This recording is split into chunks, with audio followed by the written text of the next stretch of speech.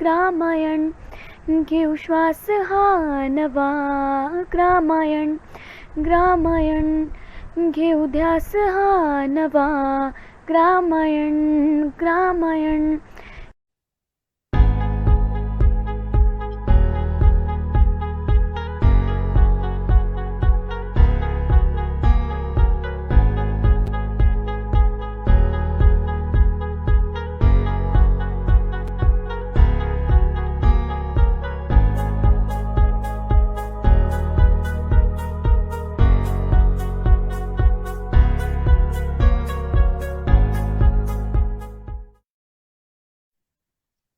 नमस्कार. ग्रामायण प्रतिष्ठान नागपूरतर्फे मी आपणा सर्वांचं स्वागत करते. ग्रामायण प्रतिष्ठान अनेक आयामांनी काम करत आहे. विविध कार्यशाळा, ग्रामायण प्रदर्शन, प्रकल्प दर्शन सहली, गोमय समृद्धी वर्कशॉप असे विविध मार्गांनी ग्रामायण प्रतिष्ठानचं काम सुरू आहे. आणि गेल्या जून महिन्यापासून ऑनलाईन आपण दर शनिवार रविवार आपल्या उद्यम गाथा, ज्ञान गाथा, सेवा गाथा, चिंतन गाथा या विविध कार्यक्रमांच्या माध्यमातून आपण वेगवेगळे विषय सर्वांपर्यंत पोहोचवतो आहे. त्यातच आपण गेल्या आठवड्यात एक कोरोना जनजागृती सप्ताह साजरा केला. आपण बघतोय की व्हॉट्सअपवर वेगवेगळ्या कधी चुकीच्या कधी भ्रामक अशा समजुती कोरोनाबद्दल पसरत आहेत. तर त्या योग्य करण्याच्या दृष्टीने आणि योग्य लोकांना मार्गदर्शन मिळावं या दृष्टीने आपण तो कोरोना जनजागृती सप्ताह साजरा केला होता. त्यात अनेक मान्यवर डॉक्टरांनी आपले मार्गदर्शन केले. त्यात doctor Shri Avinash Joshi, doctor Shri Harish Varbhe, doctor Uday Bodhankar, doctor Shri Yogesh Dole, doctor सौ जयश्री शिवालकर, माननीय रामभाऊ खांडवे यांनी आपले मार्गदर्शन केले.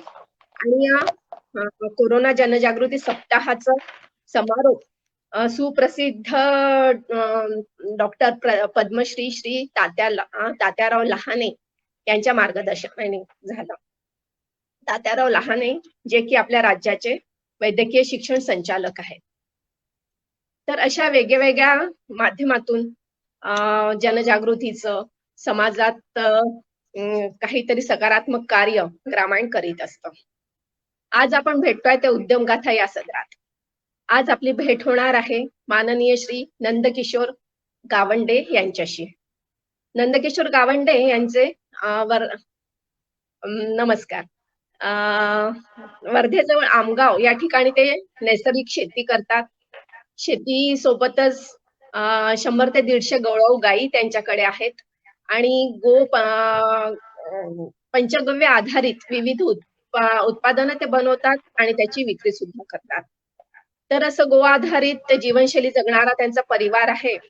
तर त्यांच्या जीवनशैलीबद्दल, त्यांच्या कार्याबद्दल या आणि एक उद्योग म्हणून ते कसे काय यशस्वी झाले आहेत याबद्दल आपण त्यांच्याकडून सविस्तर माहिती घेऊया. त्यांची मुलाखत आज घेणार आहे डॉक्टर मिसेस रश्मी नितीन बक्षी.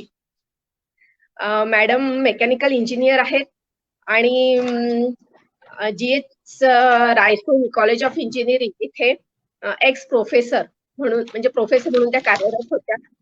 आणि नागपूरचं जे निसर्गायण मंडळ आहे त्यात त्या सक्रिय मेंबर आहेत त्याच्या. आणि स्वतः त्यांना निसर्गिक जीवनशैली जगण्याची खूप आवड आहे. त्यानुसार त्यांची धडपड पण असते आणि त्या जे पर्यावरणपूरक जीवनशैली ते जगतात ती इतरांनी जगावी म्हणून त्या अनेक ऍक्टिव्हिटीज स्वतः पण राबवत असतात. मॅडम मी आपले पण स्वागत करते ग्रामायण प्रतिष्ठानमध्ये. आणि नंदकिशोरजी आपले पण स्वागत आहे. आणि बक्षी मॅडमला मी विनंती करते की त्यांनी मुलाखतीला सुरुवात करावी. नमस्कार. माझा आवाज ऐकू येतोय ना आता? हो येत आहे. नमस्कार. ग्रामायण प्रतिष्ठान नागपूर आणि अंकुर सीड्स प्रायव्हेट लिमिटेड यांच्या संयुक्त विद्यमाने सादर होत असलेल्या या उद्यम गाथाच्या हे जे 17वे पुष्प आहे त्यात आमचे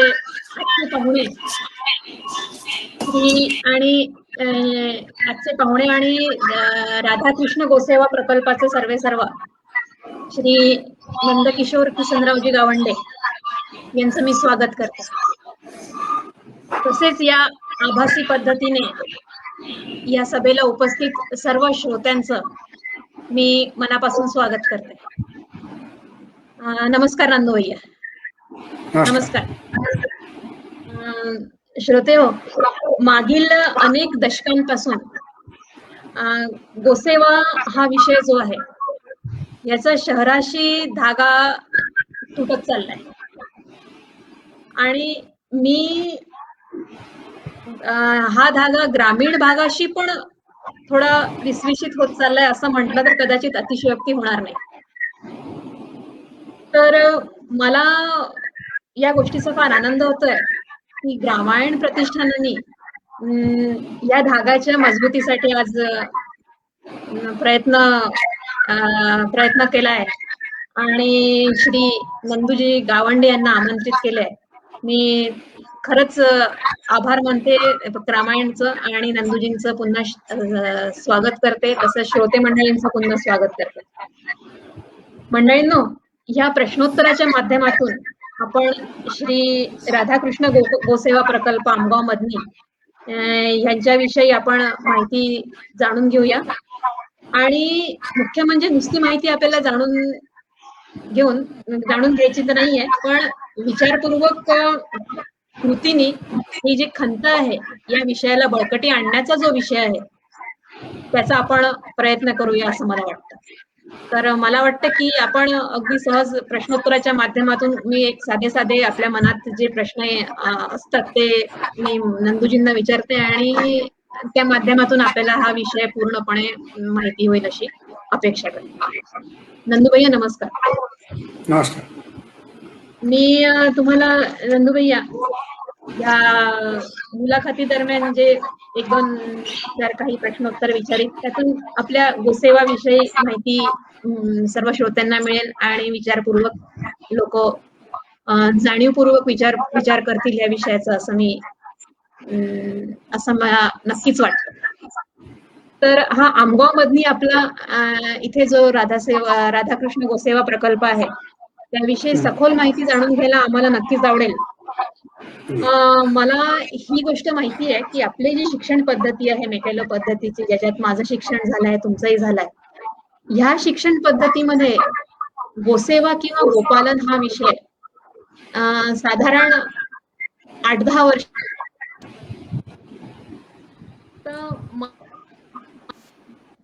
आवाज कटत मला थोडी गोष्टी आहे.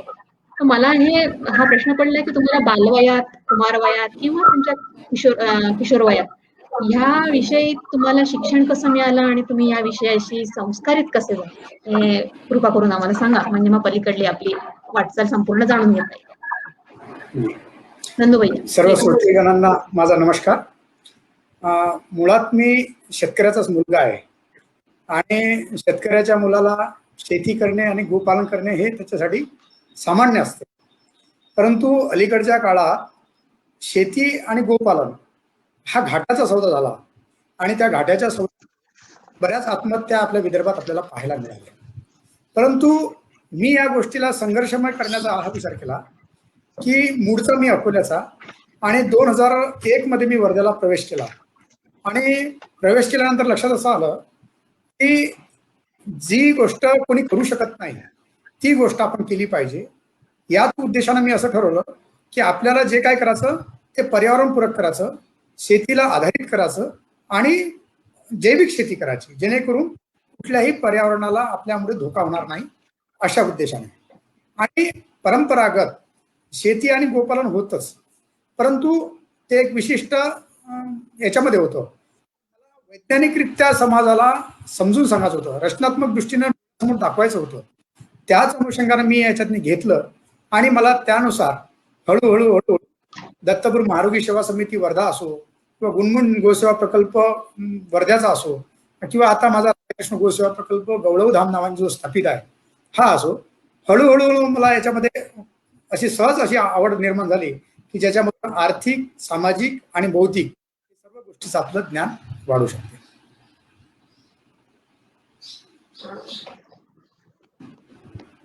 श्रोते मंडळी, मुळात शिक्षणा क्षेत्राशी जो काही आपला संबंध येतो, विद्यार्थी म्हणून किंवा शिक्षक म्हणून, आता जे प्रतिपादन नंदुभाई केलं त्यात प्रॅक्टिकल पासून नंदुभाई सुरुवात केली असं एकूण लक्षात येतं.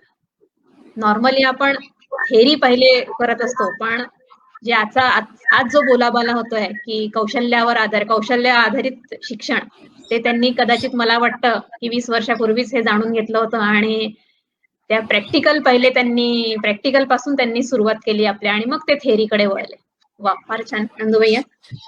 आता मी दुसरा प्रश्न माझा असा आहे नंदुभैया तुम्हाला, की हा गवळावधाम आपलं जे आहे आमगाव मदनीला, यात आजच्या घडीला नेमकं गोधन किती आहे आणि त्या गोधनाचं वैशिष्ट्य काय आहे? म्हणजे सर्वसामान्यतः गाय म्हटलं की एक जो त्याचं डिटेलिंग कोणाजवळ नसतं, कोणाला गरज पण वाटत नाही की त्याचं काही सखोल त्याच्याविषयी माहिती असावी.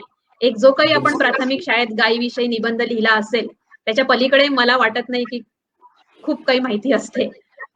तर ह्या आपल्याकडे जे गोधन आहे त्याच्याविषयी थोडी त्या व्यतिरिक्त काही माहिती तुम्हाला देता येत असेल तर आम्हाला जाणून घ्यायला नक्की आवडेल. आणि ह्या प्रश्नाला पूरकच एक अजून छोटा प्रश्न लगे हात विचारून घेते, की ह्या गोसेवेला अनुलक्षून तुमची सामान्यतः दिनचर्या काय आहे, आणि तसेच गोसेवा पूरक व्यवसाय म्हणून नेमकं तुम्ही काय काय करता? नंदुभैया. असं आहे की ज्या प्रांतामध्ये आपण जन्माला आलो आणि ज्या जिल्ह्यामध्ये आपलं वास्तव्य आहे, तर आपण जे काही वर्तुळ पाहतो की या ठिकाणी गवळव गायचं एक सेंटर आहे. आणि जे भारतामध्ये गवळव गाय ही भगवान श्रीकृष्णाचं जे माहेर आहे, आपलं सासर आहे, ज्याला कौंडण्यपूर आपण असं म्हणतो, तर असं इतिहासामध्ये सांगितलं जाते. आणि पशुसंवर्धन विभाग जिल्हा परिषद वर्ध्याच्या रजिस्टरमध्ये अशी नोंद आहे की भगवान श्रीकृष्ण जेव्हा रुक्मिणीचं हरण करायला आले, तर जेव्हा ते रुक्मिणीचं हरण करताना बरेच राजे येऊ देत नव्हते, पण ते हळूहळू इकडे येत गेले रुक्मिणीचं हरण करायला, तेव्हा ते गवळे आणि गायी घेऊन आले सोबत. आणि ती गाय इथे जेव्हा स्थलांतरित झाली, तिचं नाव आहे गवळव. आणि ही गवळव गाय कौंडण्यपूर पासून तर नागपूर पर्यंत किंवा छिंदवाड्यापर्यंत दिसते, बाकी भारतामध्ये कुठे नाही. म्हणजे याचं हे धार्मिक महत्व झालं. परंतु हे पुढे जर विचार केला तर या गवळव गायचं महत्व असं आहे की आमची जिथे गोशाळा आहे इथं प्रथमतः तर हे आहे की हा पूर्ण ड्रायलँड एरिया आहे. वर्धा जिल्ह्यातला आष्टी कारंजा तालुका जर पकडला, हा ड्रायलँड एरिया आहे. आणि कमीत कमी 100-200 फुटाच्या पहाड्या आहेत. या उंच भागावरून येणे, पहाडीवर कोरडा चारा खाणे आणि कमीत कमी पाण्यात जीवन जगणे, अशी टणक जात जी आहे ती गवळव आहे. आता बऱ्याच प्रांतामध्ये आपल्या भारतामध्ये जवळपास 35 ते 40 जाती होत्या. म्हणजे आपण थार नावाचा जर जंगलाचा विचार केला, राजस्थानहून पाकिस्तानमध्ये जाताना, तर ती थारपार नावाची एक जात.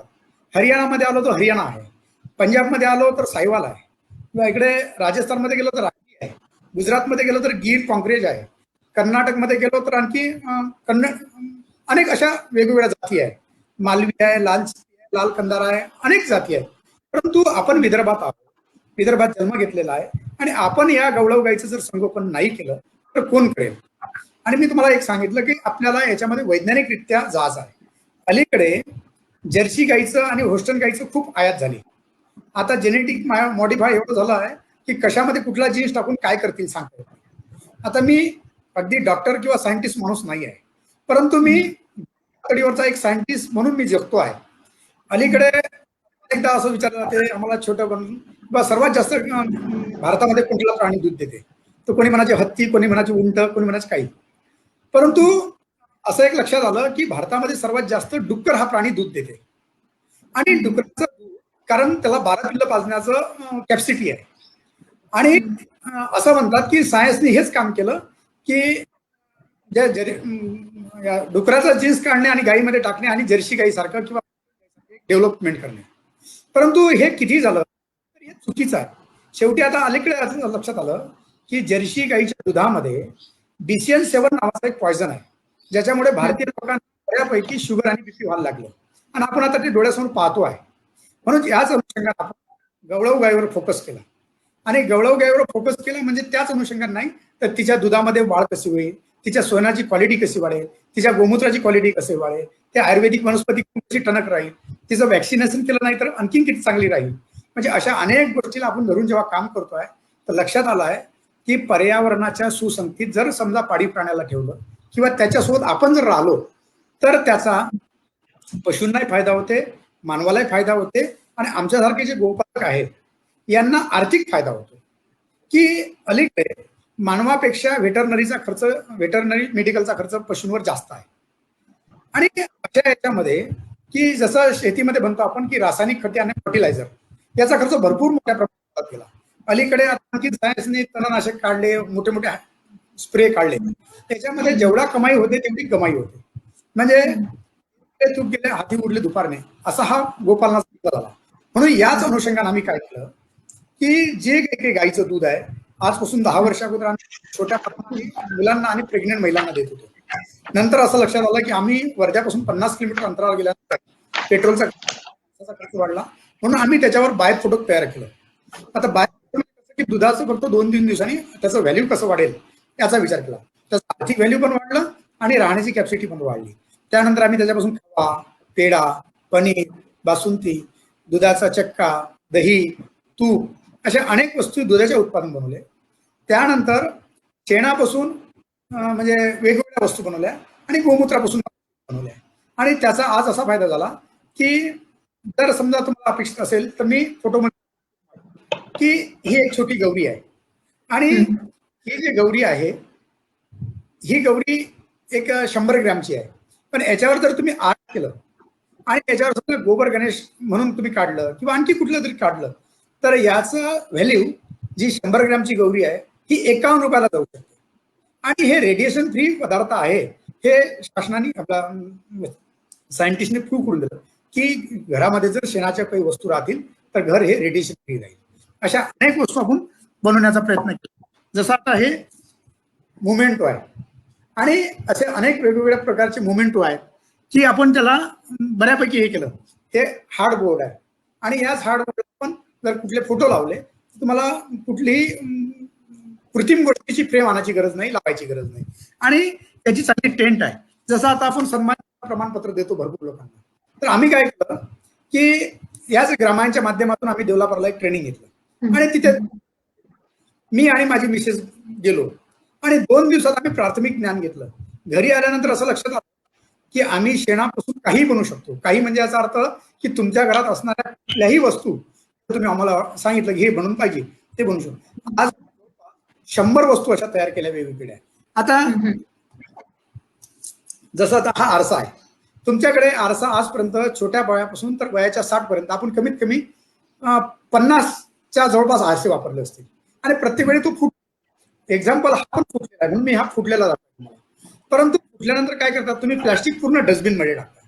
डस्टबिन मध्ये टाकल्यानंतर ते नालीमध्ये अटकते कुठे जाते हे सांगता येणार नाही. परंतु आमचा जर गोमयाचा तुम्ही जर आरसा ठेवला घरामध्ये तर याचा सध्या आरसा फुटला त्याच्यावर तुम्ही स्वतःचा फोटो लावू शकता, भगवंताचा फोटो लावू शकता. अगर ते नाही झालं तर या सरळ सरळ या गौरीला तुम्ही कुंडीमध्ये टाका किंवा कुठल्या झाडाच्या बुडाशी टाका म्हणजे याचं कुजून याचं पूर्ण नैसर्गिकरित्या खत होईल आणि झाडाला पोषण मिळेल. त्यानंतर त्याच शेणातला एक प्रकार की आम्ही धूपबत्ती बनवली.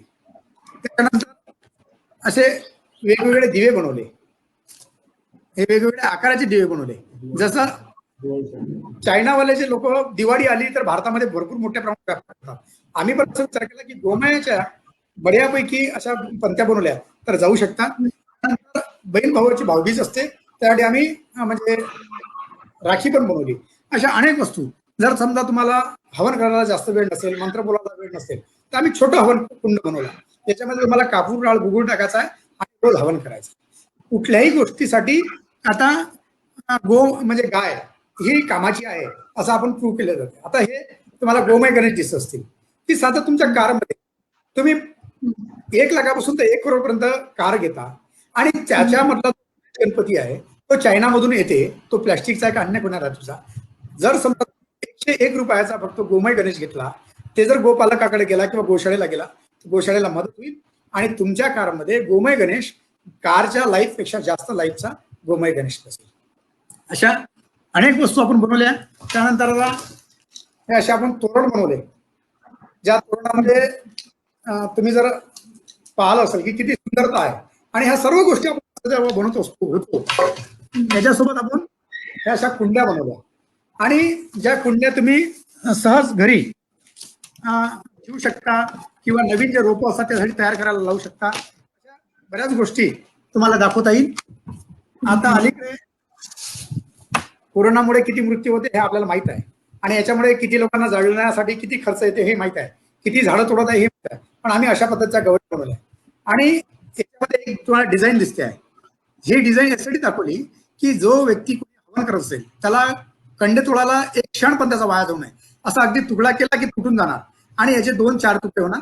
आणि जबर तुम्हाला करायचं नसेल तर या छिद्रामध्ये तुम्हाला फक्त एक कापूर टाकायचा आहे आणि याच्यापासून हवन करायचं आहे. छोट्या छोट्या गोष्टीवर आम्ही प्रभाव टाकला आणि त्याच्यापासून एक साधारणतः एक गोमातेचा जर एक विषय केला तर हा एवढा मोठा विषय होऊ शकते. आणि गोमातेची एवढी मोठी फॅक्टरी आहे. दिवसेंदिवस असं दिसायला आलं की याच्यामध्ये श्रोता मंडळी आणि सामाजिक कार्यकर्ते आणि बाकी लोक आहेत. या लोकांनी जर समजा पर्यावरणपूरक जीवन करण्याचं ठरवलं आणि गोमयाच्या वस्तू वापरल्या, गोमूत्राच्या वस्तू वापरल्या, दुधाच्या वस्तू वापरल्या, आणि ही माझी एक विनंती आहे की तुम्ही एकदा डोळ्यांनी कोणाचंही पाहिलं पाहिजे आणि त्यानंतर तुम्ही व्यवहार केला पाहिजे. ह्या जर छोट्या छोट्या गोष्टीचा तुम्ही व्यवहार केला तर सत्य माणसाला विजयाकडे यायला वेळ लागणार नाही.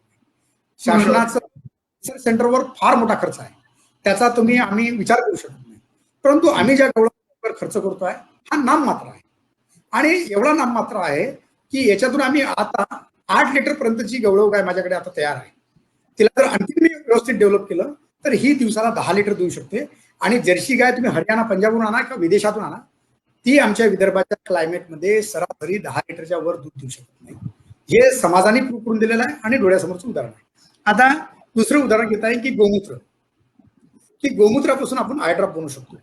आणि या सर्व गोष्टी आम्ही जे काही मेथड आहे आमच्या बनवण्याच्या ह्या आम्ही सर्वांना सांगायला. वर्धा आणि नागपूरमध्ये किंवा विदर्भामध्ये जर समजा किंवा अन्य महाराष्ट्रात अन्य देशामध्ये जेवढे काही तरुण तयार होतील या लोकांना आमचं पूर्ण टेक्नॉलॉजी आम्ही फ्री वाटायला तयार आहे. गोमय आधारित आणि जैविक शेतीच्या आधारावर आपण पूर्णपणे समाजाला तरुणाला फ्री आयडिया देण्यास तयार आहोत. फक्त त्यांनी तिथे यावं, 4 दिवस राहून शिकावं, फोनहून शिकून आणि त्या लॅपटॉपच्या माध्यमातून किंवा सोशल मीडियावर शक्य नाही. हे डोळ्यांनी पाहिलेलं उदाहरण आहे. आता उदाहरण घ्या की ही गोमूत्र आहे. लोकांकडे पूजनासाठी आज गोमूत्र नाही आणि ते टाकत नाही किंवा त्यामध्ये काहीतरी थोडीशी राहते माझ्याकडे आज गोमूत्र नसल्यामुळे स्पेअर आला वगैरे. परंतु लोकांनी जर मागणी आमचं फक्त तुम्ही गोमूत्र घेतलं तरी एक गाय वाचू शकते हे सांगता येईल. तसंच आपण काय केलं की हे तुळशीयुक्त गोमूत्र अर्क आहे. जर ज्याला शुगर बीपी असेल तर त्यांना आम्ही तुळशीयुक्त गोमूत्र अर्क देतो. ज्याला कोणाला म्हणजे ऍसिडिटी असेल तर त्यांच्यासाठी आपण छोट्या बछडींचं गोमूत्राचा अर्क तयार करतो. आणि ज्यांना कोणाला असं असेल की बा किडनीचा आजार आहे किंवा पोट साफ होत नाही त्यांच्यासाठी आपण हे प्लेन अशा वेगवेगळ्या गोमूत्रकाच्या पद्धती पण आहेत. आणि याचा एवढा चांगला रिझल्ट आहे की प्रॉपरली लोकल आम्ही बऱ्यापैकी गोशाळा गोमूत्र आणि शेणाच्या भरोशावर आता अलीकडे स्वावलंबी झालेली आहे. कारण दूध काढायसाठी खूप मोठा खर्च आहे.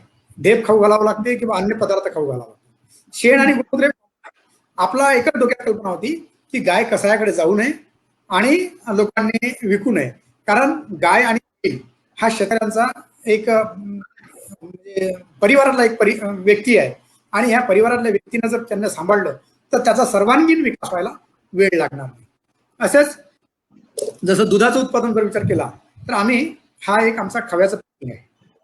पूर्वी काय करत होतो आम्ही की खवा बनवायचं खेड्यावर आणि एका पन्नीमध्ये टाकून द्यायचं.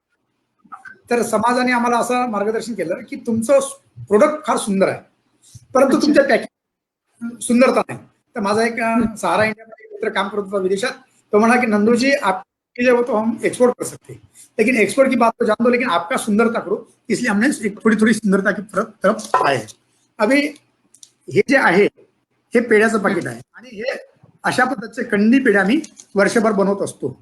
असे अनेक जे प्रोडक्ट आहेत जसं पनीर आहे बासुंदी आहे ते दाखवता नाही येणार परंतु आम्ही हे बनवून नैसर्गिकरित्या जे तुटलेले वाढलेले झाड आहेत जंगलामध्ये तेच आम्ही आणतो किंवा आमच्या थोड्या गवतच्या प्रमाणावर आणि बायोगॅसच्या प्रकार याच्यावर ते तयार करतो. त्यासाठी आम्ही पण अलीकडे वापरत नाही, एवढं सांगू शकतो या बाबतीत. वा नंदूभैया, मी जो प्रश्न विचारला त्याला तुम्ही इतकं विस्ताराने उत्तर दिलं की जर का या कार्यक्रमात कोणी तरुण मंडळी त्यांचा सहभाग असेल तर त्यांना या दिशेला व्यवसाय म्हणून आपण वळू शकतो का, असा विचार त्यांच्या डोक्यात नक्कीच येईल. इतक्या विस्तृत पद्धतीने तुम्ही ही सगळी माहिती दिली. आणि मुख्य म्हणजे आपल्याला सगळ्यांना निसर्ग हा सगळ्यांनाच हवा असा वाटतो आणि नैसर्गिक जीवन पद्धतीमध्ये आपण जगायला पाहिजे हे सगळेजण मान्य करतात. पण तुम्ही आता जे सगळं तुमच्या आता या प्रश्नाच्या उत्तरात तुम्ही जे सांगितलं त्यावरून मला एक लक्षात आलं की चक्रीयता जी असते निसर्गामध्ये, गोमय पदार्थ जर का आपण वापरले तर त्या चक्रीयतेचा भंग होत नाही. आता ह्या मागील काही दशकांमध्ये जे काही मटेरियल अस्तित्वात आले, जसं आता प्लास्टिक मागच्या 10-20-25 वर्षांपासून त्याचा भरपूर बोलाबाला सुरू आहे आणि अजूनही त्याचं निर्मूलन म्हणतो पण झालेलं नाहीये पूर्णपणे आणि ते कठीण पण आहे बरंच ती गोष्ट. पण ह्या गोमय पदार्थांचा म्हणजे मटेरियल म्हणून गोमयाचा विचारच कधी म्हणजे अजून पूर्णपणे तो विकसित झाला नाही विचार आणि लोकांना माहिती नाही. पण या माध्यमातून नक्कीच बऱ्याच लोकांपर्यंत हा गोमय एक नवीन म्हणजे हाही एक ऑप्शन असू शकतो. तुम्ही मुलाखती दरम्यान आता तुम्ही उत्तरादरम्यान तुम्ही बोललेच आहात की असा कुठलाही आपल्या दैनंदिन ह्याच्यातला पदार्थ नाहीये की जो आम्ही शेणापासून बनवू शकत नाही.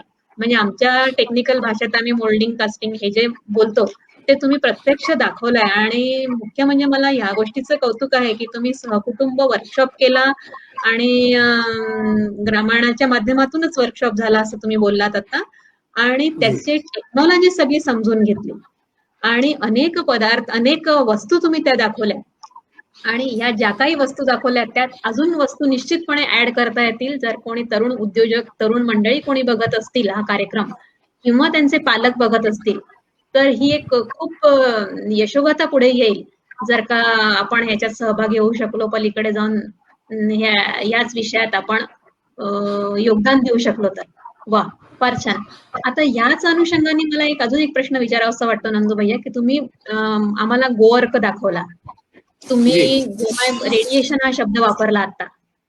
गोमय पदार्थांमध्ये तुम्ही रेडिएशन फ्री असं मटेरियल आहे असं तुम्ही आता बोललात. तर तुमचे नसते दाखवलं तुम्ही आम्हाला, तुम्ही नेत्रज्योती आम्हाला दाखवला आता एक बॉटलमध्ये, तुम्ही तुमचा पेढा दाखवला. तुम्ही म्हणजे फक्त मी एकदा आली होती, तुम्ही फक्त एक वाक्य मला बोलल्याचं मला अगदी पक्का स्मरणात आहे की मुलगा जर का दूध प्यायला कंटाळा करत असेल तर एक पेढा खाल्ला तर एक पेला दूध पिल्यासारखं आहे असं तुम्ही बोलल्याचं मला आठवतं कधीतरी. तर हे जे पदार्थ आणि ह्या वस्तू ज्या तुम्ही दाखवल्या ह्यांचं आता काय की तर्कबुद्धी आपण बरीच वापरतो, तर शास्त्रीय कारण जर का आम्हाला कळू शकलं तर आणखीन हव्या अशा वाटतील या सगळ्या वस्तू. तर अनायसे हा योग आलेला आहे. तर तुम्ही त्यातल्या या वस्तूंविषयीची जी काही शास्त्रीय माहिती, याच्याविषयी काही शास्त्रीय पद्धतीने कुठे काही काम केलं गेलं असेल, त्याचं पेटंट काही असतील तर त्याचा काही आधार दिला तर आमच्याजवळ ते नोंद राहील त्या गोष्टींची. पुन्हा स्वभाव निसर्गतः सगळ्यांचा तर्क करण्याचा असल्यामुळे आम्ही अजून खोलात जाऊन शिरून त्या गोष्टी वाचू आणि संपर्कात राहू आणि वस्तूंच्या माध्यमातून संपर्कात राहू तुमच्या. तर तुम्ही ह्यांच्याविषयी शास्त्रोक्त माहिती दिली या पदार्थांविषयी, या प्रॉडक्ट विषयी, तर नक्कीच आम्हाला आवडेल. नंदू भैया प्लीज. जी बघा की आमचं काम थोडं छोटं आहे, परंतु आमच्यापेक्षा मोठमोठ्या संस्था आहेत जे गो आधारित काम करतात. उदाहरण द्यायचं असलं तर गो विज्ञान अनुसंधान केंद्र देवलापार, जिल्हा नागपूर यांच्याकडे म्हणजे गायीच्या गोमूत्रापासून कॅन्सर विरोधी गुणधर्म असलेले कर्करोगाच्या पेशींना आत्मघात करण्याला प्रवृत्त करते याबाबतचे संशोधन नागपूर नेरी इथं गो विज्ञान केंद्राच्या संयुक्ताने झालेले आहे. त्याचा पेटंट क्रमांक 68969007 हा त्यांचा अच्छा. पेटंट क्रमांक आहे. गुगलवर आता- असेल हे सगळं ना, म्हणजे आजकाल गुगलवर आहे. गुगल गुरु आणि- आहेच. हा, गुगलवर जर तुम्ही एवढे गेले की काऊ युरिन अर्क एवढं जर टाकलं तर तुम्हाला पूर्णतः वैज्ञानिक माहिती पूर्ण मिळेल. आणि बरं. आणि जे जे संशोधन फायनल झालेलं आहे, जे काही आता निघाले हे कम्प्लिटली गुगलवर टाकलेलं आहे. प्रत्येकाचे रिपोर्ट आहेत. आता बरेच लोक बोलतात की शेणामध्ये एवढं नायट्रोजन असते, राखळमध्ये तेवढं असते, पण लक्षात असं आलं की ओल्ड इज जुन्या बऱ्याचशा आपल्या परंपरा आणि संस्कृती आहे ह्या वैज्ञानिकरित्या, फक्त याला प्रूव्ह करायला, त्याला पाहायला, त्याला संशोधित करायला थोडासा आपल्याला वेळ लागत आहे. गवऱ्याच्या राखळमध्ये 46% नत्र आहे, म्हणजे ऑक्सिजन आहे, हे पण प्रूव्ह झालेलं आहे. अनेक लोक पाण्यामध्ये राखळ टाकून पाणी पितात, जसं तुरटी टाकत होते त्या राखळ टाकतात. अशा अनेक गोष्टी, ह्या सर्वच्या सर्व गोष्टी वैज्ञानिकरित्याच आहेत. आता अलीकडे संशोधन चालू आहे, काही याच्यावर संशोधन झालेलं आहे. आता पूर्वी मला आठवतं अगदी बालवयात होतो, माझ्या आजीनं किंवा दवाखान्यात न नेता माझे डोळे आले होते आणि त्यावेळी माझ्या आजीनं गाईचं गोमूत्र आणलं आणि गाईच्या गोमूत्राने माझे डोळे धुतले. म्हणजे माझे वडील म्हणायचे की आजीला की दवाखान्यात नाही घेऊन, आणि माझी आजी म्हणायची की नाही, गोमूत्राने धुतले की डोळे साफ होते. पण आता मला सांगा की आजपासून 40 वर्षाच्या दरम्यान माझ्या डोळ्याने गोमूत्राने डोळे धुतले, आजपर्यंत डोळे आले नाही. आणि ह्याच गोष्टीला आपण दवाखान्यात फार मोठ्या प्रमाणात खर्च करतो. म्हणून आम्ही काय केलं त्याला की जे वाढभट होते, म्हणजे या तुल्य माणसांनी अनेक गोष्टीचं संशोधन केलं आणि त्यांची पण आता तामिळनाडूमध्ये गोशाळा आहे. त्यांनी एक छोटासा एक फॉर्म्युला दिला की कोजागिरीच्या दिवशी आपण दूध घोटतो त्या पद्धतीनं आम्ही तांब्याच्या पात्रामध्ये गोमूत्राला घोटतो आणि त्याच्यामध्ये हनी, गुलाबजल किंवा भीमसेनी कापून अशा काही म्हणजे प्रमाणात पात्रे टाकून त्या आयड्रॉपचं एवढं आता महत्व आलेलं आहे की अनेक लोकांचे एवढे चांगले अनुभव आले की डोळ्याची खास जाणे, डोळ्याचा मोतीबिंदू येणे, डोळ्याची नजर कमी होणे. अलीकडच्या काळात कॉम्प्युटराइज अनेक लोक झालेले, ते दिवसभर मोबाईल आणि कॉम्प्युटरवर राहतात, डोळे त्यांचे दुखतात. त्यांनी एक पेन टाकलं तर त्यांचे डोळे शांत राहतात, झोप शांत येते. त्यानंतर गाईचं तूप हे पूर्वी पण लोक डोळ्यात टाकायचे. तर आम्ही काय केलं, त्याच्या पुढे आणखी राजूभाई दीक्षितांनी काही गोष्टीचं संशोधन केलं. तर त्यांनी म्हटलं की नाकात टाकणे आणि नाभीमध्ये जर टाकलं तर हे सत्यच आहे की अलीकडे लोक मोबाईलला सेट करून मशीन लावतात हाताला, आणि टाकल्यानंतर किंवा पंचगव्य गोभूत नाकात टाकल्यानंतर तुमचं घोरणं बंद होते, तुमचं हे घोरणं बंद होते, झोप शांत लागते आणि मायग्रेन, आणि अशा पद्धतीचं ते एक ड्रॉप असते. आणि ह्या गोष्टी तसाच हा जो ड्रॉप हा डोळ्यात टाकायचा. आणि ह्या जर गोष्टी म्हणजे पर्यावरण प्रकृतीमधून आलेल्या असतील आणि याचा जर चांगला परिणाम होत असेल तर आपण एवढा कोवापो करतो की एखाद्या मायक्रो ऑपरेशनसाठी 2.5-5 लाख रुपये खर्च करतो, तर हे सामान्यांना सहज शक्य नाही. म्हणून आपण या ग्रामीण उद्देशाने ह्या गोष्टी विचारात आणल्या. आणि आज वैज्ञानिकरित्या असं सांगितलं जाते, माझे एक मित्र आहेत डॉक्टर श्रीकांत घरोटे म्हणून, ते व्हेटरनरी डिपार्टमेंट मधून रिटायर्ड आहेत. त्या माणसाचं एवढं की ते म्हणतात की नाही, तुम्ही एक विषय सांगा, ते 4 दिवस बोलतील एका विषयावर. शेणामध्ये 4 दिवस, गोमूत्रामध्ये 4 दिवस, दुधामध्ये 4 दिवस, एवढं त्यांचं वैज्ञानिकरित्या त्यांच्याकडे ज्ञान आहे. आणि त्यांनी मला सांगितलं की नंदू, फुकटात जरी जर्सी गाईचं दूध मिळालं तरी लोकांनी पिऊ नये. आम्ही लोकांना एकच सांगतो की आम्ही वैज्ञानिकरित्या तर तुम्हाला प्रूव्ह करून देऊ, पण तुम्हाला डोळ्याच्या समोर प्रूव्ह करून देऊ. की एक उदाहरण देतो छोटंसं, की आमच्या गवळव गाईचं दूध सकाळी 8 वाजता काढायचं आणि जर्सी गाईचं दूध 8 वाजता काढायचं. हे दोन्ही दूध 2 पात्रामध्ये ठेवायचे आणि दोन्ही दुधाला तुम्ही 7 ठेवल्यानंतर संध्याकाळी 6 पर्यंत तसंच ठेवायचं. तुम्ही 6 नंतर त्याला दोन्ही दुधाला गरम करा, आमच्या गाईचं दूध फुटणार नाही, ते दूध फुटते. म्हणजे वैज्ञान तयार होते एकदम डोळ्यासमोर. लॅबोरेटरीमध्ये जायचं काम नाही, कुठल्या ऍसिड मध्ये टाकायचं काम नाही, कुठल्या केमिकल टाकायची गरज नाही. अत्यंत अशा, जसं तुपाचं जर उदाहरण दिलं तुम्हाला, तर तूप सुगंध अलीकडे मार्केटमध्ये डुप्लिकेट तूप आणून त्याच्यावर सेंटेड टाकतात आणि आमच्या तुपाच्या लेवलमध्ये विकल्या जाते. आमचं असं म्हणणं आहे श्रोत्यांना की तुम्ही प्रत्येक गोपालकाच्या घरापर्यंत, त्याच्या शेतापर्यंत, त्याच्या धुऱ्यापर्यंत गेलं पाहिजे. आणि तुम्ही वर्ष तीर्थस्थान करता तशा त्या ऑर्गॅनिक फार्मरला, शाकाहारी फार्मरला किंवा त्या एखाद्या गोपालकाला तुम्ही जाऊन एकदा त्याला भेट दिली पाहिजे, त्याच्या सुखदुःखात आपण सहभागी राहिलो पाहिजे आणि त्याच्या समस्या समजून घ्या. म्हणजे वैज्ञानिकरित्या जर तुम्हाला पाहिजे असेल तर खरा तो वैज्ञानिक आहे आणि तुमच्यासारख्या चिकित्सक लोकांची त्या वैज्ञानिकावर नजर असली पाहिजे आणि ते तुमची नजर झाल्यामुळे या सर्व गोष्टी चुकीच्या चालल्या आणि विज्ञान राहिलं मागे आणि आता म्हणजे त्याला विज्ञान आणि अध्यात्म हे दोन्ही नाहीत, हे भलतंच एक निर्माण झालं आणि तेच पुढे चाललेलं आहे. या ठिकाणी वैज्ञानिकरित्या मी एक सांगू शकतो, गुगलवरचं तुम्हाला आता सांगितलं अशा अनेक गोष्टी, रेडिएशन ते तुम्हाला चेक करता येईल डायरेक्टली, म्हणजे इमिजिएट तुम्हाला चेक करता येईल की कसे कसे फायदे आहेत. तुम्ही पोट्यात आल्यानंतरचं टेम्परेचर चेक करा, बाहेरचं टेम्परेचर चेक करा, पोट्यामधलं ऑक्सिजन तयार चेक करा, बाहेरचं ऑक्सिजन चेक करा, तुम्हाला गाईचं शेण उडाल्यानंतरचं वातावरण चेक करा. असे अनेक अनुभव तुम्हाला त्या ठिकाणी आल्यानंतर कम्प्लिटली लक्षात येतील. तर आज उन्हाळ्यामध्ये तुम्ही एसी लावून झोपता, आमच्याकडे अजून फॅन पण नाही, आमच्याकडे अजून इलेक्ट्रिक नाही आणि आमच्याकडे कुठल्याही असताना आम्ही एक वेळा झोपल्यानंतर सकाळी उठेपर्यंत आम्हाला माहीतच पडत नाही मच्छर आलं का, कुठला डास आला का. म्हणजे एवढं त्या गायीच्या सानिध्यात राहणाऱ्या लोकांचं जीवनशैली चांगली होऊ शकते. आणि याचं वैज्ञानिक जर तुम्हाला आणखी पाहिजे असेल तर आता वैज्ञानिक लॅबोरेटरीला मला वैज्ञानिक विचारू नका. माझं एक उदाहरण, मी तर बालवयापासून पशुपालनाच्या याच्यात जुळलेला होतो. बरोबर बरोबर. माझं लग्न होऊन आता 12 वर्ष झालं. माझ्या स्वतःच्या आजपर्यंत पॅरासिटामॉल आणि क्रोसिन घेतलेली नाहीये. 2 मुलं आहेत, दोन्ही मुलांची डिलिव्हरी माझ्या घरी आजच्या काळात झालेली आहे आणि बल्कि माझी ट्रिपल MA BEd झालेली आहे. की असं नाही की आम्ही मागास आहोत, ग्रामीण मधल्या आहोत.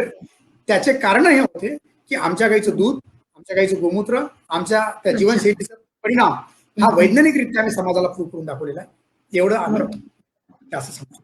बाकी तर सर्व तुम्हाला नेटवर, मोबाईलवर आणि व्हॉट्सअपवर, सर्व कम्प्युटरवर दिसून येईल. नाही, बरोबर आहे. मला हे तुमचं जे तुम्ही जे आता उत्तरादाखल जे बोललात त्यात मला एक अजून सुचवा असं वाटतं, म्हणजे तुम्ही एक प्रमाण म्हणून तुमचं स्वतःचं उदाहरण तर दिलंच आहे की तुम्हाला कधी दवाखान्याची पायरी चढावी लागली नाही आणि म्हणजे बाळणपणासाठी सुद्धा नाही, म्हणजे आता या काळासाठी तर क्लायमॅक्सच झालं हे वाक्य म्हणजे. आणि ह्याशिवाय पण मला वाटतं अशा म्हणजे तुमचे प्रॉडक्ट जे कोण वापरत असतील त्यांच्या जवळ पण अशाच यशोगाथा किंवा सक्सेस स्टोरीज असतील. तर पलीकडे जाऊन आपण ग्रामायण आणि यांच्या संयुक्त विद्यमानाने हा पण एक उपक्रम आपण घेऊ शकतो, हा पण एक कार्यक्रम आपण घेऊ शकतो की ह्या सक्सेस स्टोरीज जेव्हा जशा पुढे येतील तेव्हा ह्याचं महत्व लोकांना कळायला लागेल. आणि जशी मी सुरुवात केली की हा जो धागा जो आहे गोसेवाचा, जसा ह्याला बळकटी जी द्यायची या विषयाला, कदाचित ह्या सक्सेस स्टोरीज अजून पुढे आल्यात किंवा आपण नोंद करून ठेवल्या आणि अशा काही कार्यक्रमांमधून सांगितल्या गेल्या तर नक्कीच हा विषय बळकटीकडे नेला जाईल.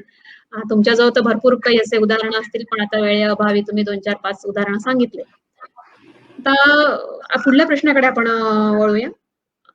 जसं पशुधन आणि शेती हा एकमेकांची पूरक किंवा कॉम्प्लिमेंटरी असा एक व्यवसाय आहे.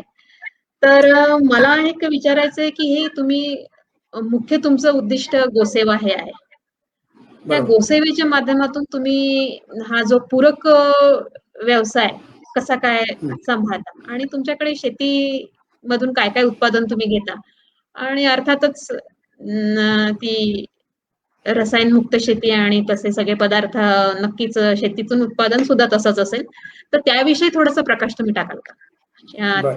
गोसेवा आधारित जो पूरक व्यवसाय आहे शेती आणि तुम्ही जे करता. एक मागच्या प्रश्नामधलं तुम्हाला एक उत्तर देतो की नागपूर आणि वर्ध्याचा जर विचार केला, नागपूर आणि वर्ध्याचा केला तर मागच्या 50 ते 100 गोपालकाला अशी जर तुम्ही सांगितल्याप्रमाणे ह्या ज्या काही यशोगाथा आहेत किंवा ज्यांचे चांगले अनुभव आहेत की ज्यांनी आमच्या कुठल्या तरी एखादा प्रोडक्ट वापरला आणि त्याचा चांगला फायदा झाला, असे माझ्याकडे स्वतःकडे शेकडोनी उदाहरणं आहेत.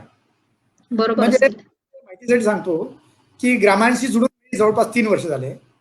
तर ग्रामाच्या आजपर्यंतच्या सर्व सदस्यांना माहित आहे की माझ्याकडचं कुठलंही प्रोडक्ट आजपर्यंत कोणीही रिजेक्ट केलेलं नाही. म्हणजे मी असं सांगू 1600 कोटी जनता म्हणजे ग्रामांचा एक ग्रुप आणि याच्यातल्या 100% लोकांनी माझे 100 प्रोडक्ट वापरले आणि 100ही सक्सेस झाले. आणि असे जर 100 तरुण तयार झाले नागपूर आणि वर्ध्याचे जर उदाहरण किंवा विदर्भ आणि शहरातल्या लोकांनी थोडं थोडं वापरायला चालू केलं आणि त्याच्यावर जास्त जर भर केला तर त्याची व्यवस्थित विल्हेवाट लावू शकते आणि आमच्यासारख्याला एक चांगली मदत होऊ शकते. हा एक विषय. बरोबर बरोबर. उदाहरण देतो की ग्रामांच्या पहिल्या सदस्या माझ्याशी निगडीत असलेल्या डॉक्टर मंजुषा रागे यांच्या डोळ्याला आणि यांच्या डोळ्याला खाज असताना ह्या सकाळी किंवा संध्याकाळी गोळी घ्यायच्या, खाज केली पाहिजे. अच्छा. जवळपास ह्या 20 ते 30 वर्षापासून ह्या गोळी घेत होत्या. फक्त त्यांना फक्त हा एक आय ड्रॉप दिला की मी आमचं घरगुती असल्यावर का वहिनी हे माझं औषध बनवलेलं मी स्वतः बनवलं, तुम्ही वापरून बघा. अलीकडे त्या जवळपास या 3 ते 4 वर्षापासून त्यांनी डोळ्याला खाणाऱ्या गोळीची ॲलोपॅथीची गोळी बंद करून टाकली. अरे वा. अनेक उदाहरणं देता येईल. एक माझे मित्र आहेत ते आता जवळपास महिन्याला 100 लोकांना देत आहेत ज्यांच्याशी माझा काही संबंध नाही, किंवा अन्य काही लोक आहेत की ज्यांच्याशी माझा काही संबंध नाही की ते जात आहेत. मॉक पब्लिसिटी होत आहे. एक दिवस असा येईल की बनवता येणार नाही एवढे उत्पादन होईल. तर याच जो मुख्य प्रश्न होता की गो आधारित शेती, जोपर्यंत गो आधारित शेती होणार तोपर्यंत शेतकरी राजा हा राजा बनू शकणार नाही. हे माझं 100% आत्मविश्वास आहे. कारण माझ्या परिवारातल्या जवळच्या व्यक्तीने आत्महत्या केली, त्याचं दुःख लागलं. आणि एक काळ असा आला की एक काळ मोठ्या शेतकऱ्याचा मुलगा, दुसरा काळ आला अशी भूमिहीनाचा मुलगा आणि अल्पउदाराचा मुलगा. म्हणजे माझ्या बालवयापासून तर तारुण्य अवस्थेपर्यंत मी 3 अवस्था भोगलेल्या आहेत. आणि मी तुम्हाला 100% दाव्याने सांगतो की रासायनिक फर्टिलायझर केमिकलची शेती, जर्सी गाई, होस्टन गाई किंवा आणखी कृत्रिम काही गोष्टी ह्या मानवाला किंवा पर्यावरणाला घातक आहेत. त्याच्यात 1% दुमत नाही. जो या विचाराला धरून काम करतो आहे, पहिल्यांदा मला बऱ्यापैकी करावा लागला, परंतु अलीकडे समाजाने जर माझ्यावरच थोडं थोडं घेतली वाटून तर तुम्हाला मी सांगतो की माझ्या एवढा श्रीमंत या देशात कोणीच नाही. कारण मी काय केलं की एक माझं युट्यूबवर पण एक पिक्चर आहे नंदकिशोर गवळव गाय नावाने, तर आज असं पाहू शकता.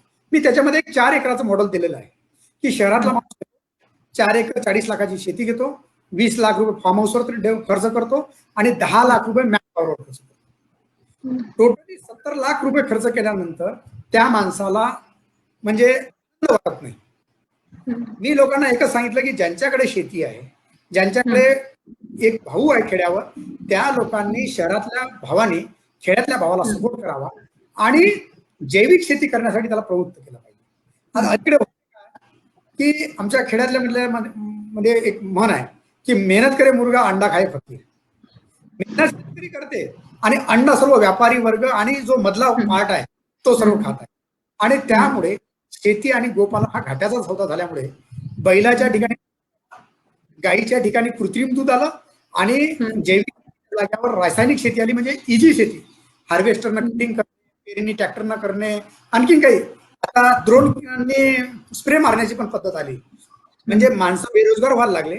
जसं विनोबा भावे म्हणतात की प्रत्येकाच्या पोटाला भाकर आणि प्रत्येकाच्या हाताला जर काम नाही राहिलं तर देश नष्ट.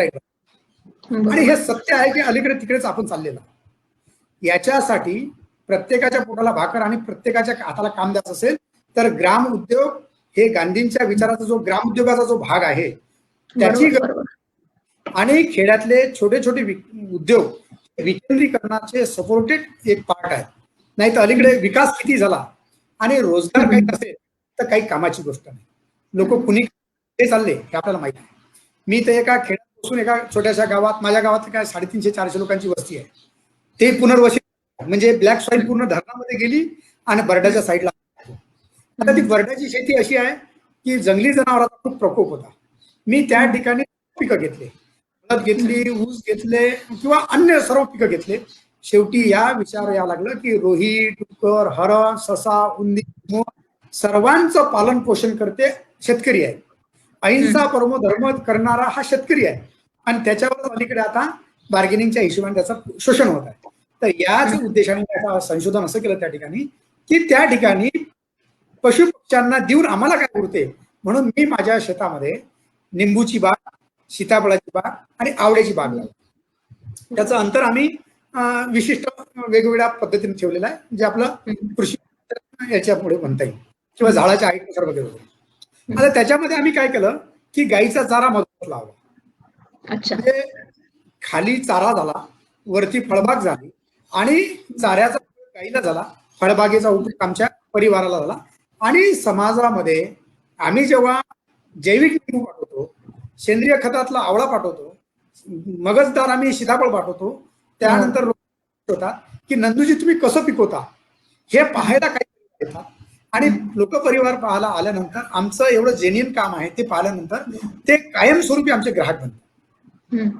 आणि मी लोकांना एकच विनंती करतो की माझ्याकडे तुम्ही एक 10% आले, 10% दुसऱ्याकडे, 10% तिसऱ्याकडे, याची देवाणघेवाण झाली पाहिजे, विचाराची देवाणघेवाण झाली पाहिजे आणि याची देवाणघेवाण. आणि हे जर हळूहळू हळूहळू वाढलं तर पर्यावरणपूरक शेती व्हायला आणि गो आधारित अर्थव्यवस्था व्हायला भारत देशाला काही वेळ लागणार नाही. आणि हे एवढं चांगलं म्हणजे काय म्हणता येईल प्रकाशमय उद्योग आहे हा, की जसं तुम्ही कारमध्ये डिझेल आणि पेट्रोल 100 रुपये लिटरने घेता, तर मला असं म्हणायचं आहे की देशी गोपालन करणाऱ्या गोपालकाला 100 रुपये लिटर दूध घ्यायला काहीच अडचण नाही. बरोबर.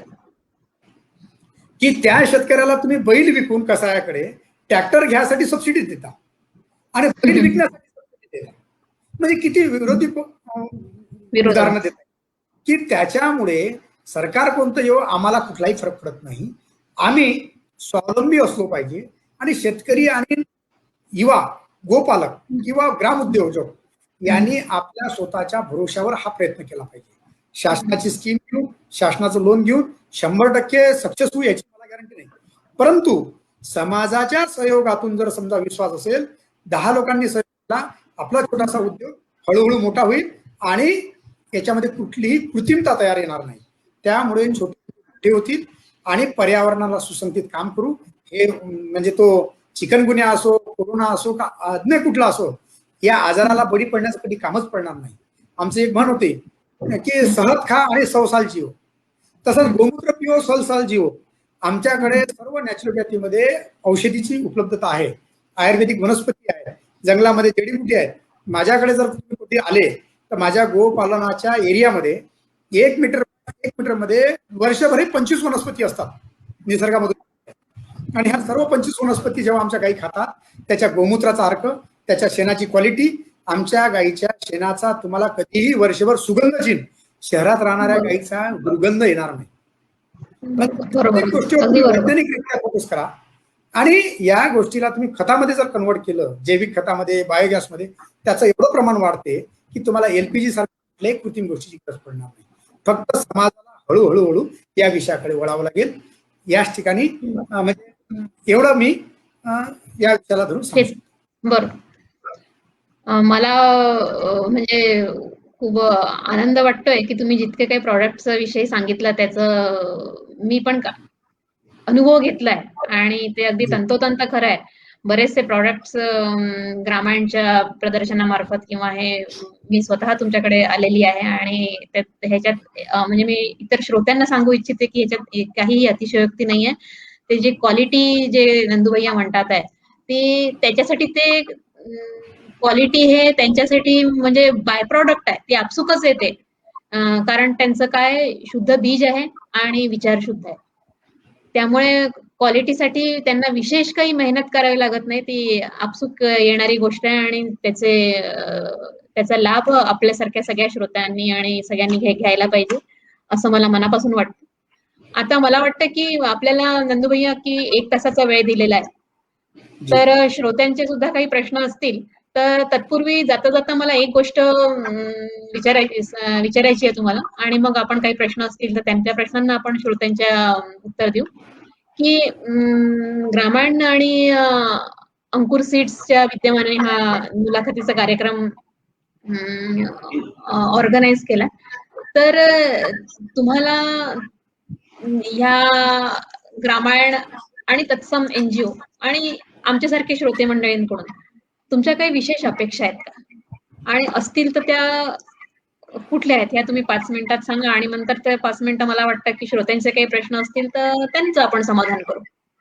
तर याविषयी तुम्ही काही अपेक्षा असतील तर आम्ही नक्कीच त्या प्रयत्नात राहू. म्हणजे मूळ उद्देश जो आजचा मुलाखतीचा आहे की ह्या विषयाला बळकटी यायला पाहिजे. या गेल्या काही दशकांमध्ये जो हा दुर्लक्षित झाल्यासारखा विषय आहे, तर त्याला बळकटी येण्याच्या दृष्टीने तुमच्या काही अपेक्षा आहेत का श्रोते, म्हणजे माझ्यासारखे श्रोते म्हणून, आणि ग्रामायण किंवा तत्सम NGOज किंवा काही CSR ऍक्टिव्हिटीज करणाऱ्या ज्या काही कंपन्या आहेत अंकुर सीड सारख्या, यांच्याकडून तुमच्या काही अपेक्षा आहेत? अपेक्षा हे आमच्या राहतीलच. याचं मी एक उदाहरण सांगितलं तुम्हाला की मला कमर्शियल बिझनेस करायचा असेल तर मला देशी गाय वागवायची गरज नाही. कारण डेअरीमध्ये जे दूध येते ते देशी गायचं तुम्ही जर्सी गायचे टाका, भाव एकच मिळणार. आम्ही काय करतो की जी जर्सी गाय 15 लिटर त्या ठिकाणी आम्ही 7 लिटरवाली गाय वागवतो आहे. म्हणजे 50% लॉस आहे. चाऱ्याचा खर्च, पशुखाद्याचा खर्च, मेंटेनन्सचा खर्च हा सारखा असते. तुम्ही 1-2 कुत्रे ठेवा का 20 ठेवा, मल्टिपल जातील अशा गोष्टी. तशाच पद्धतीचं NGO, आता बऱ्याचशा NGO काय करतात, एक उदाहरण देतो तुम्हाला मी. माझ्याकडे यावर्षी की तुम्हाला 100 करोड देतो आणि 200 करोडचे तुम्ही बिलं द्या. तर ह्या सर्व NGO हे एन्जॉयमेंट करत आहे आजच्या काळात. तुम्हाला ज्या NGO असतील त्यांना थोडासा माझा राग येईल. आणि मला अनेक लोक सांगतात तुम्ही NGO का करत नाही, शासनाचा फंड का घेत नाही. या सर्व गोष्टीमध्ये आमच्यासाठी कृत्रिमता आहे. आमच्याकडे कम्प्युटर आहे तर नेट नाही, रस्ता आहे तर म्हणजे काय म्हणतात त्याला पैसा नाही, आणि गाडी आहे तर डिझेलची व्यवस्था नाही. आणि अशा सिस्टम मध्ये आम्हाला ह्या गोष्टी शक्य नाही. परंतु जे श्रोते असतील, संस्था असतील किंवा CSR फंडाच्या माध्यमातून असतील, त्यांनी आमच्यावर हिशोबाची जबाबदारी देऊ नये. कारण आम्ही हिशोबामध्ये शून्य असतो. आम्हाला एक बीज टाकल्यानंतर एक पायली बियाणं करण्याचा आम्हाला आयडिया आहे. आयडिया म्हणजे आमची बुद्धिमत्ता तेवढी असते, शेतकरी हा तेवढाच असते की तो जेवढं बीज टाकते तेवढं तो मजुराला खाऊ घालते आणि उरलेला पदार्थ हा सर्व समाजाला देत असते. आणि शेवटला जो माल तो घरी साफसफाई करून खाते. हे आमची परंपरागत का संस्कृती आहे की आम्हाला अन्नाचं महत्व माहिती आहे. कारण अनेक लोकांना दूध कुठून येते हे माहित नाही, तर ते पन्नी फुटली काय, दूध फुटलं काय, त्याचं महत्व काय. त्यामुळे ज्या काही मंडळींना मदत करायची असेल त्यांना आम्हाला एका तरुणाला फेलोशिप दिली पाहिजे, म्हणजे ऍडव्हान्स काम करण्यासाठी, ऍडव्हान्स ऍक्टिव्हिटीसाठी. जर समजा माझी गाय 7 लिटर दूध दिवसाला देत असेल आणि मला तिला 14 लिटरवर न्यायचं आहे, कारण की आम शेतकऱ्यांनी आमची गवळव गाय वागवली पाहिजे. जर तुम्हाला माहित की गुजरातमधली गीर गाय पूर्ण भारतामध्ये गेली, आणि विदर्भातली गाय, जर विदर्भातला एखादा माणूस मुंबईत असेल त्यांना मुंबईला गाय नाही गेली, तो पुण्यात राहत असेल तर त्यांनी पुण्यात नाही गेली. पण गुजरातची गीर गाय पूर्ण भारतात गेली. याचं कारण फक्त एकमेव आहे की गीर गाय हे सर्वात जास्त दूध देते. म्हणून आता ते बाकीच्या तुलना वेगळ्या ठेवू आपण, मेंटेनन्सच्या, दुधाची संख्या, दुधाची क्वालिटी वगैरे. तो समाजाने जर समजा सहयोग केला, आता प्रत्येक समाजाने आम्हाला वेगवेगळ्या पद्धतीने सहयोग करायचा आहे. कोणी तनानं करतील, कोणी मनानं करतील, कोणी धनानं करतील. प्रत्येकाकडून धन नको, प्रत्येकाकडून मन नको, कोणत्याकडून वेळ नको. ज्याला जे शक्य असेल त्यांनी, मलाच नाही तर प्रत्येक गोपालकाला, प्रत्येक जैविक शेती करणाऱ्याला मदत केली पाहिजे. आणि मदत कशी केली पाहिजे, उदाहरणार्थ सांगतो की मी आता 40-42 वर्षाचा झालो. मला दिवसामधून फक्त 8 तास बिजली मिळते. खरं सांगा, उद्या जर मी फ्रीजर घेतला आणि मी पेढा वगैरे दूध बनवलं आणि फ्रीजरमध्ये ठेवलं, अहो लाईनच नाही तर फ्रीजरमध्ये ठेवून करू काय. त्यासाठी तुमच्या मंडळीचं एकच काम आहे की अलीकडे दारूचं दुकानावर लोकांची लाईन लागते आणि दूध घेऊन लग्नाला चाललो, म्हणजे अगदी गावरानी भाषेत सांगायचं असतं. दुसरा मुद्दा तुम्हाला सांगतो की आम्ही जेव्हा पनीर घेऊन जातो, नंदूजी 400 रुपये किलो का हो, 500 रुपये किलो का हो. अहो साहेब, बोकड्या आणि बकरी वागवली असती तर 600 रुपये किलोचं मटण रोज विकायला चाललाय, लोक घेत चाललंय. हे याचं जे विभाजन असते की आम्ही शाकाहारी लोक आहोत, शाकाहारी लोकांनी शाकाहारी समाजाला मदत केली पाहिजे, ही आपली भावना असली पाहिजे. आम्हाला तुमच्याकडून मोठमोठी मर्सिडीज मध्ये आम्हाला फिरायची अपेक्षा नाही आहे, परंतु आम्ही ज्या ठिकाणी राहतो त्या ठिकाणी वीज पडली, भरपूर पाऊस आला, वारा वादळ आला, कमीत कमी आमच्यासारख्या गोपालकाला एक जर घर नसेल तर खरं सांगा वैज्ञानिकरित्या गोपालन करणं शक्य आहे. आता मी आता एक छोटंसं उदाहरण देतो, हे सांगण्यासारखं नाही. मला घर नाही पुऱ्या भारतात नाही, म्हणून मी ग्रामपंचायतीला अर्ज केला की मला प्रधानमंत्री घरकुल योजनेमधून किंवा मुख्यमंत्री घरकुल योजनेतून मला घर द्या, माझ्याकडे घर नाही. तर त्याच्यामधून त्यांना पत्र दिलं मला की नंदूजी जो राहते त्याला घर देता येत नाही. मला सांगा, भारतामध्ये अतिश्रमिकाला सेवा नाही आणि ज्याच्याकडे सुविधा सर्व आहे त्याच्याकडे पेन्शन आहे. माझ्या 8 पिढीमध्ये मी इतिहास काढला की आम्ही 8 पिढीतनी शासनाचं कधी पेन्शन घेतलेलं नाही. त्याच्यानंतर तर नोकऱ्या नसतीलच, शासनही नसेल. म्हणजे विचार करा की आजपर्यंत आम्ही शासनाचं कुठलाही फंड घेतलेला नाही, कुठलीही सुविधा घेतलेली नाही, कुठलंही ग्रँट घेतलेली नाही. आणि त्यानंतर जेव्हा मागायला गेलो, पण समाजाने जर समजा आमच्या विचारातून, आमच्या प्रेमातून, आमच्या संकल्पनातून जर समाजाने आम्हाला सपोर्ट केला तर त्याच्यामधून आम्ही पुष्पगुच्छ निर्माण करू, याच्यात मला शंका नाही. तुम्हाला असं तर मग नाही नाही काही प्रश्नच नाही. तुम्ही जे बोललात ते 100% बरोबर आहे. आता त्याचं एक समरी स्वरूपात मी एक कळकळीचं आवाहन करते सगळ्या श्रोत्यांना की जो आपण हा विचार करावा की 500 रुपयाचं पनीर का बरं आहे बॉ, असा प्रश्न त्यांना विचारण्यापेक्षा स्वतःलाच विचार करावा की आपण 400 रुपये किलो जे घेतो ते खरं पनीर आहे का, हा प्रश्न स्वतःलाच विचारावा. आणि तसंच त्या बाकी पण ज्या वस्तू आहेत, शेती म्हणजे ऑर्गॅनिक पद्धतीने किंवा गोसेवा करून जे काही प्रॉडक्ट नंदूजी किंवा नंदूजींसारखे लोक बनवतात, तर त्यांचं आधारभूत किंमत ते काढून आणि त्यांचं मला ह्या गोष्टीचं कौतुक आहे. आणि ते तुम्हाला सांगू इच्छिते की त्यांनी स्वतःहून म्हटलं की मलाचही ही मदत करा तुम्ही किंवा मलाच सपोर्ट करा, असं त्यांचं म्हणणं नाहीये. असे जे कोणी गोपालक असतील त्या सगळ्यांनाच समाजातर्फे काहीतरी समाज ज्यांनी काहीतरी मदतीचा हात दिला पाहिजे. मदतीचा हात म्हणजे त्यांचे वस्तू विकत घेऊनच, असं काही आगळं वेगळं मागणं नाहीये खरं म्हणजे. तर त्यांच्यातर्फे तुम्ही हा विषय मला वाटतं की व्यवस्थित समजले आहात.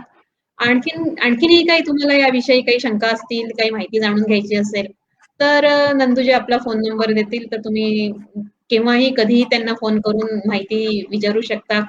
म्हणजे तर्क आपण लावत असतो. आणि जसं मी आता तुम्हाला म्हटलं की पनीरच तुम्ही खाताय का, हा तुम्ही विचार करा श्रोते मंडळी. तर मला असं वाटतं की ह्यानंतर म्हणजे बऱ्याच काही प्रश्नांची माहिती, म्हणजे प्रश्न उत्तरामार्फत बरीच काही माहिती आपल्याला नंदूजींमार्फत मिळाली आहे. आणि 1 तास खरं म्हटलं म्हणजे अपुरा आहे हे सगळं विषय समजून घेण्याकरता. पण ह्याची सुरुवात झाली असं मी समजते. नंदूजींचा फोन नंबर किंवा तुम्ही ग्रामायण मार्फत त्यांना केव्हाही अप्रोच होऊ शकता आणि सखोल आणखी माहिती तुम्ही याविषयी घेऊ शकता. आता काही प्रश्न असतील श्रोत्यांचे नंदूभैयांसाठी किंवा त्यांच्या प्रकल्पासाठी, तर ते त्यांचं स्वागत आहे. तर प्रश्न असतील तर तुम्ही सांगा, नाही तर मी पलीकडे कंटिन्यू करते. प्रश्न आहे स्क्रीनवरती बघा. हा, तुमचे प्रोडक्ट नागपूरला मिळतात का? मिळतात. सकाळी लोकमत प्रेसची गाडी लोकमत चौकामध्ये 10 वाजता येते. तर तुम्ही 1 ते 2 दिवस अगोदर आम्हाला ऑर्डर दिली तर आम्ही तुमच्या नावाची पार्सल लोकमत चौकापर्यंत नागपूरला रोज 10 वाजता येऊ शकते. बरोबर. आणि माझा मोबाईल नंबर 92 26 26 92 54 9226269254 हा माझा मोबाईल नंबर आहे. आणि तुम्ही मला कधी 1-2 दिवसा अगोदर ऑर्डर दिली तर आम्ही त्या ज्या वस्तू उपलब्ध राहतील त्या आम्ही तुम्हाला 100% पाठवण्याचा प्रयत्न करू. कुठे पण पाठवता येतील जवळ. दुसरा प्रश्न आहे बघा श्रीकांत भाई यांचा. आत्महत्येचा विचार करणाऱ्या शेतकऱ्यांना तुम्ही काय मार्ग दाखवाल? खूप मोठा विषय आहे खरं बरोबर. म्हणजे. मी नंदूजींच्या ह्या मुलाखती दरम्यानच त्यांनी थोडस एक सूचक बोलले आहेत की या दिशेला ते मॉडेल म्हणून उभे आहेत आणि त्यांचं मार्गदर्शन घेतलं तर गरजच नाही हा चुकीचा विचार करण्याची. पण नंदूभैया तुम्ही बोला. मी एकच सांगू इच्छितो की ज्या काही शेतकऱ्याला आत्महत्या करायचं असेल त्यांनी त्याच क्षणी डायरेक्ट माझा कॉन्टॅक्ट नाही करता त्यांनी माझ्या पत्त्यावर डायरेक्ट येऊन जावं. मी त्याला वाव. 100% हत्या करू देणार नाही आणि ती सर्व जबाबदारी माझी राहील.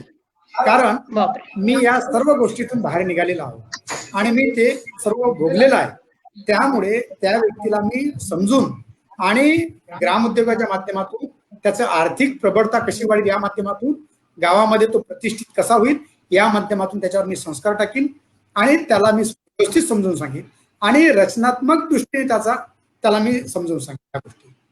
त्यामुळे अधिक माहितीसाठी कोणा जर काही शंका असेल तर मोबाईलवर संपर्क करू शकते. पुन्हा एकदा फोन नंबर तुमचा सांगा नंदूभैया. मी बोललो पण 92 26 26 92 92626925 नंदू गावंडे, आमगाव, वर्धा. एक कांचन भुताड त्यांचा प्रश्न आहे चित्रात, तो घ्या ना. हा स्क्रीनवर. हा नंदूभैया एक अजून प्रश्न आहे श्रोत्यांकडून कांचनताईंचा. 16 मे हा दिवस जागतिक कृषी पर्यटन दिन साजरा केला जातो.